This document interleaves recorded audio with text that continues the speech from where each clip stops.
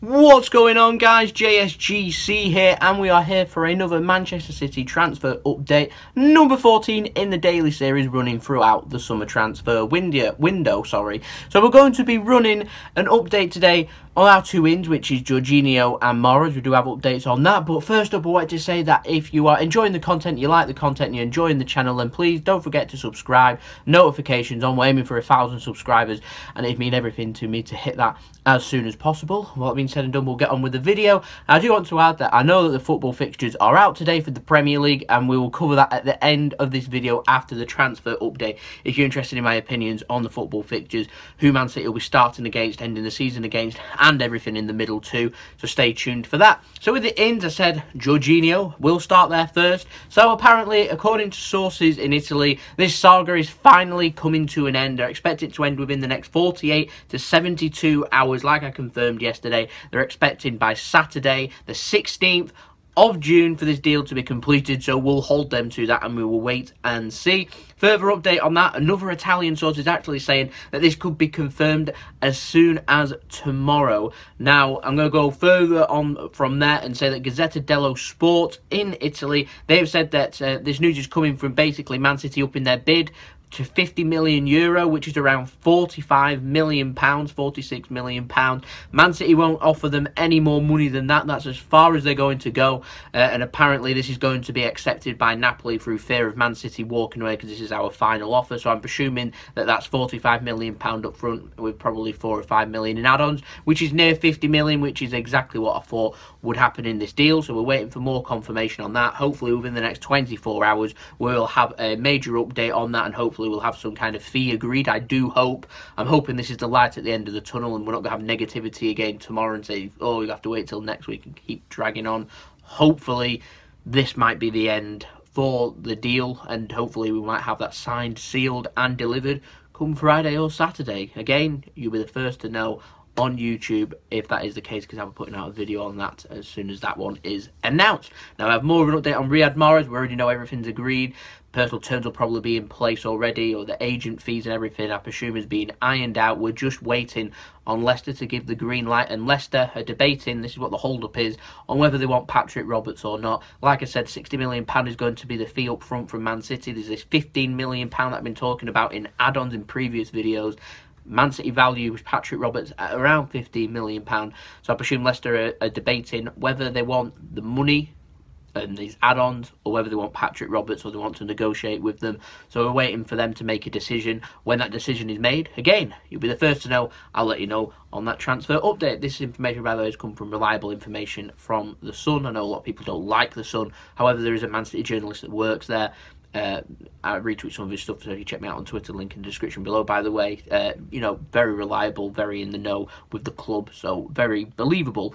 Moving on to the outs, we've got a fair bit of out news. We'll start from, in chronological order of things, so this is basically from yesterday morning. Thierry Ambrose, according to L'Equipe in France, he is a target for Bordeaux and Anderlecht. I don't know whether this is a loan deal or a permanent move. We'll have to wait and see on that one, waiting to get more information, but apparently he's a target for a couple of clubs there. It'd be a good move for him, that, if he can get there. Next up is Angelino. They were saying that he could have signed for PSV last night. He hasn't. They're expected to go through at some point today. This is according to the MEN. This is going to be a £5 million move. So in tomorrow's transfer update, I'm expecting that I'll be announcing that Angelino has left the club, and hopefully have more details on the fee and sell-on fees and buyback fees and stuff like that, hopefully. Douglas Luiz is going to be assessed by Pep in pre-season before assessing whether he's going to be loaned out or not. Obviously Girona are after him again. Man City are waiting to see how he performs with them in pre-season before any decision on his future, or the immediate future, will be decided. Next up is Jason Denayer. Now sources in Turkey are saying that Man City want £8.8 million, which is €10 million. Galatasaray don't want to pay that. They want a cheaper deal, so they're going to be patient and they're going to wait until Man City lower their price. Now there's a lot of, I was reporting a couple of transfer updates ago that there is a lot of interest for Jason Denayer, so I imagine Man City might be quite stubborn on the price here, particularly when there's interest right across Europe from several clubs in him, so we'll have to wait and see there. And last but not least, Patrick Vieira's been busy because he's getting linked with Joe Hart. Apparently, according to the Daily Mail, Nice want a cut price deal on Joe Hart for him to move to Patrick Vieira because he rates Joe Hart. I mean, that'd be a good move. Again, Joe Hart seems to turn his nose up at Europe. I know he went desperately to Torino because he had to have time playing football when he'd have picked anyone, and he went to Torino. He's turned down Sporting Lisbon, which I think would have been a fantastic move for him. We'll see if he wants to work with Patrick Vieira at Nice. We'll have to wait and see. But again, like I said, any updates, any movements in these transfers, then obviously with daily content I'll be covering it first here on JSGC, so make sure you subscribe with notifications on. So that's been the transfer update. So we're going to move on to the Man City fixtures now and talk about everything there is to talk about with the fixtures. Now, obviously, I'm not going to be talking about all of our fixtures because there's 38 games to talk about, so I've just narrowed it down. So I'll start off with our first 5 and I'll give my opinion on that. So we've got Arsenal away on August 11th. We're starting away from home at the Emirates Stadium. Obviously, we outplayed them at the Emirates Stadium last season, so we'll have to wait and see how we perform this season there. They're under new management. Obviously, Arsene Wenger's going, or should I say he's gone. Because they're under new management, I'm expecting Arsenal to probably be playing with a little bit more of a spring in their step, and because of that's the case, this will make this a very difficult game. However, in my opinion, I've seen some fans say, no, it's a disastrous start, it's a difficult game. Oh, extremely difficult, but it gets a difficult game without the way first, and if we come out of this game with a win, it sets a season in precedent there for Arsenal and what they're to expect from the season, and it will set in precedent what we're to expect from the season. So it gives me a good idea early on where Man City are at in the season, so I'll be able to assess and hopefully learn from any mistakes that we end up making and be able to tell-ish where the top 6 are at as well with it. So I'm looking forward to that game. It's a very good starting game. Our first home game's against Huddersfield. We drew 0-0.